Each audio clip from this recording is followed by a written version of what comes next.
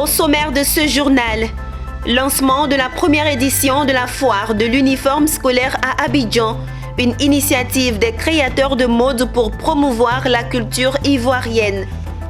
Dans la ville de Mans, il est également prévu le premier festival des arts et cultures mandés, dénommé Festi Mandé.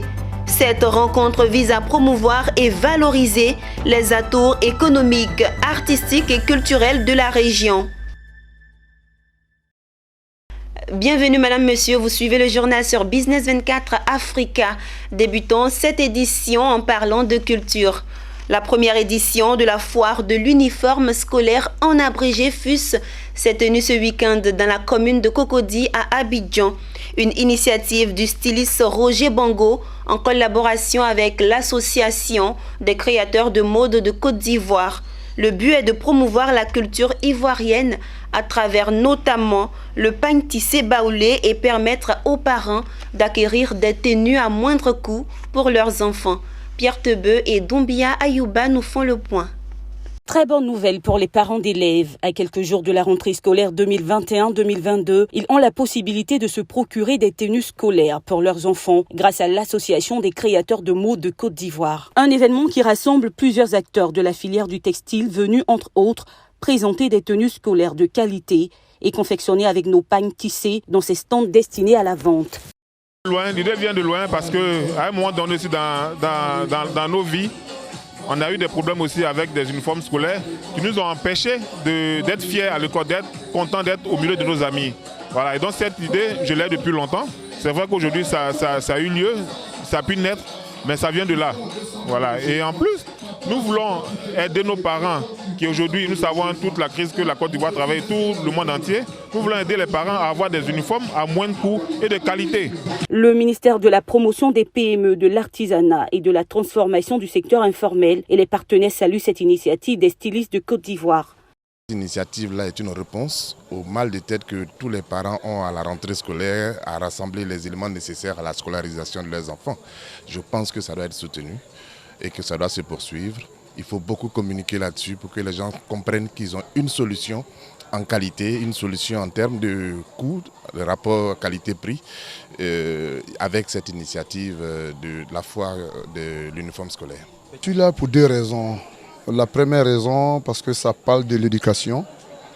La deuxième raison, parce que ça parle d'éducation vestimentaire, qui est un concept mis en place par mon ami Roger Bango avec tous les stylistes qui l'accompagnent, la foire de l'uniforme scolaire. Et comme nous nous battons depuis quelques années pour la scolarisation de tous les enfants de Côte d'Ivoire, l'école pour tous, donc je ne pouvais être absent. Je suis venu soutenir l'activité, son initiative. Grâce à cette foire de l'uniforme scolaire, les élèves pourront effectuer leur rentrée scolaire 2021-2022 en toute quiétude. Cette première édition referme ses portes le dimanche 5 septembre 2021. Parlons toujours de culture dans cette édition. Comme certaines villes et régions de Côte d'Ivoire, la ville de Mans a désormais son festival pour promouvoir et valoriser les atouts économiques, culturels et sportifs du Mandé. Le lancement officiel a eu lieu ce mercredi 1er septembre dans la commune du Plateau. Il est dénommé Festi Mandé et sa première édition se tiendra du 11 au 13 septembre 2021 à Mans sous le haut patronage du Premier ministre Patrick Achi, Pierre Tebeu et Richard Akeke.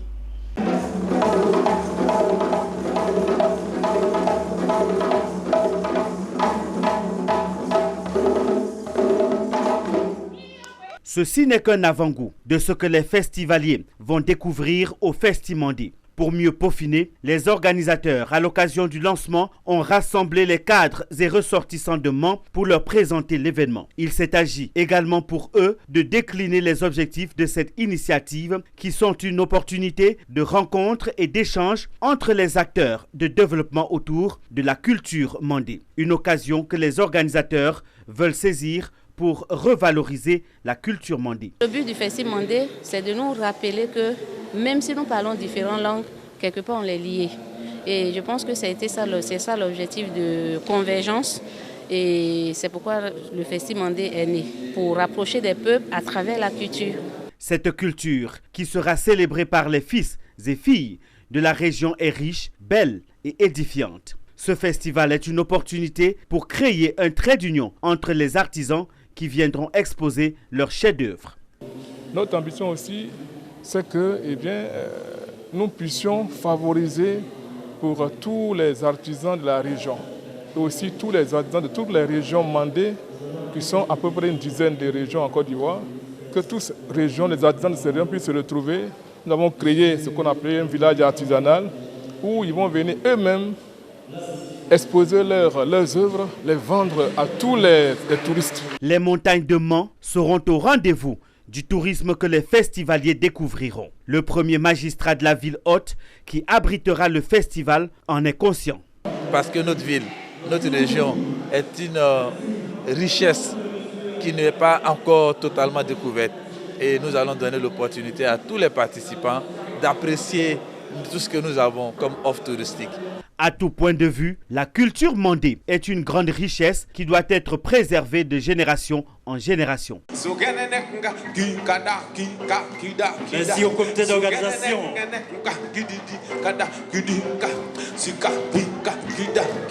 À la commission sécurité Bicotien, Diderot. Merci pour le boulot. Le Festimandé, qui se déroulera du 11 au 13 novembre 2021 à Mans, sera ponctué de visites touristiques, de gastronomie, de concerts, de musique, de prestations et de danses traditionnelles. Le réseau des professionnels de la communication pour l'intégration a décidé d'honorer les meilleurs acteurs du développement du continent. Le prix africain pour l'émergence et le développement, en abrégé PAFED, leur a été décerné à l'occasion d'une cérémonie tenue à Yamoussoukro. Le reportage de Charles Kouakou dans un commentaire de Walter Kofi. C'est au total 35 lauréats issus de différents secteurs d'activité et venant de plusieurs pays dont le Gabon, Burkina Faso, Mali, Maroc, Guinée, Côte d'Ivoire, Niger et Congo-Brazza qui ont été célébrés.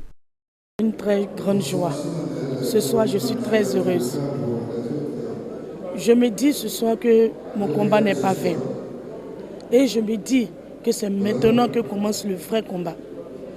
Je dois lutter avec mon équipe pour aider les femmes à atteindre leur objectif qui est l'autonomisation.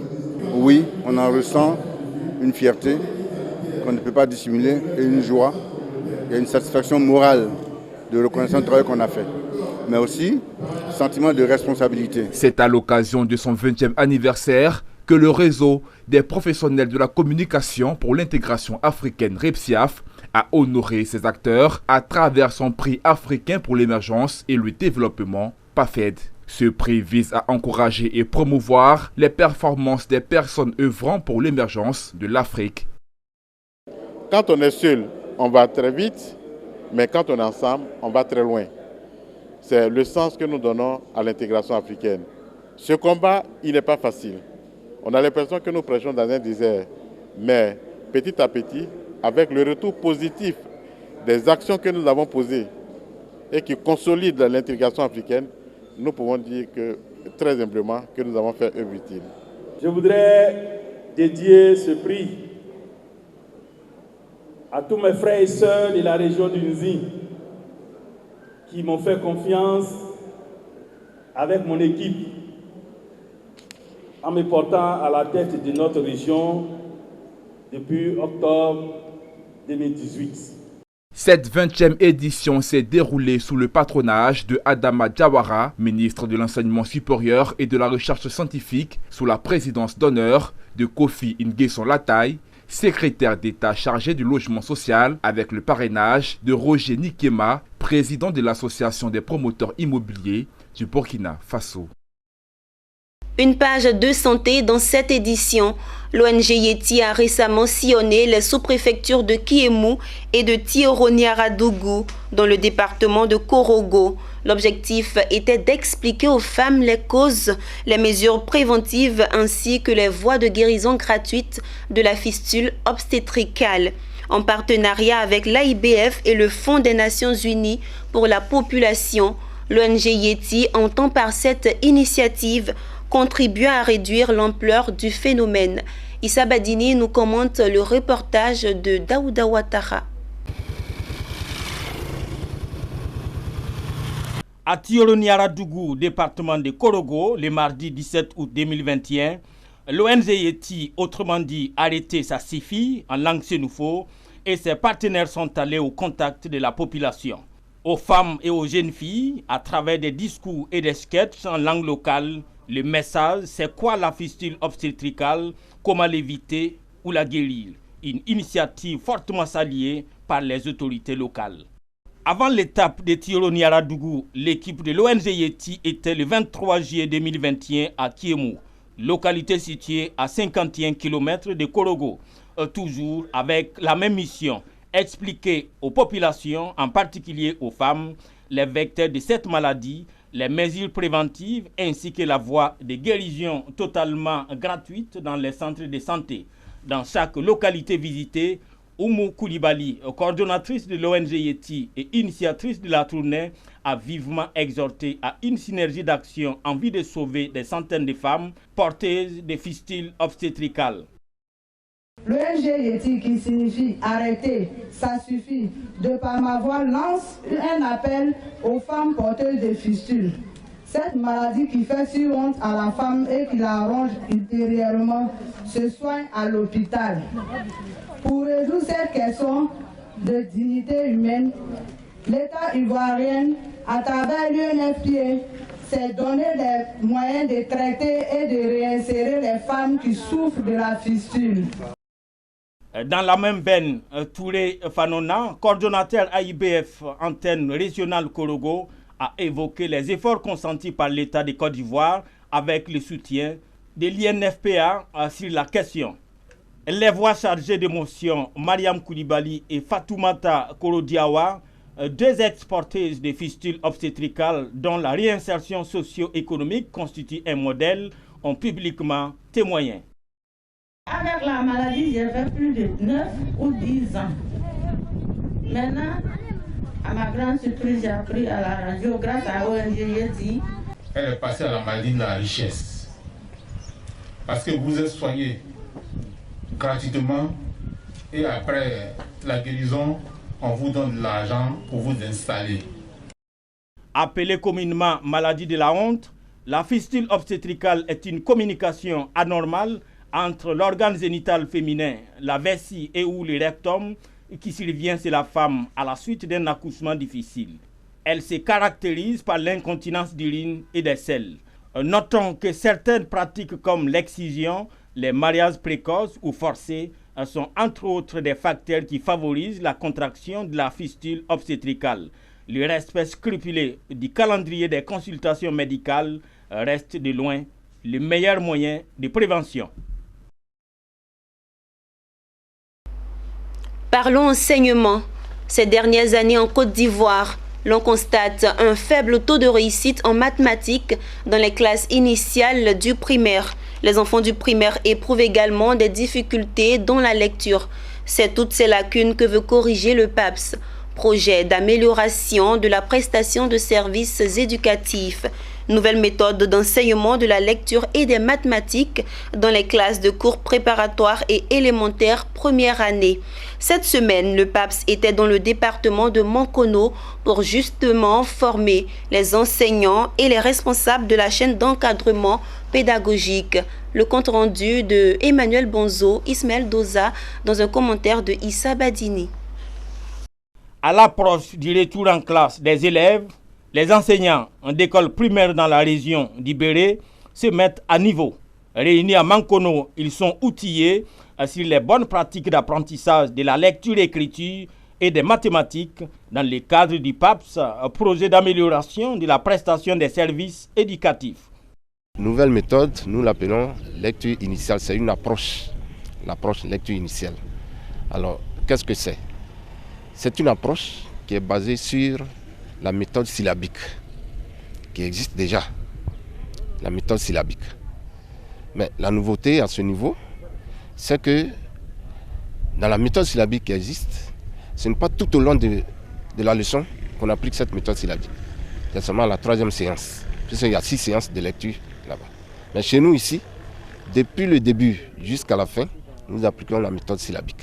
Cette nouvelle méthode, enfin on parle de nouvelle méthode en tant que telle, mais il faut dire que l'enseignement en Côte d'Ivoire est soutenu par l'approche par les compétences, en abrégé APFC, et donc c'est cette démarche-là qui est poursuivie à travers ce qu'on appelle, entre guillemets, une nouvelle manière de faire. Sinon, c'est la même pédagogie qui est en train de se poursuivre, où on met l'enfant au centre de l'apprentissage. Une approche méthodique et scientifique en expérimentation et mise en œuvre par les PAPS dans l'optique de relever le niveau de lecture et écriture des enfants de 4 à 5 ans. Ceux qui ont la difficulté, ça peut aller parce que ce projet-là, surtout en maths, c'est la question de la manipulation, c'est faire du début jusqu'à la fin. Et l'enfant, lorsqu'il manipule vraiment le concret, ça lui permet de retenir beaucoup de choses.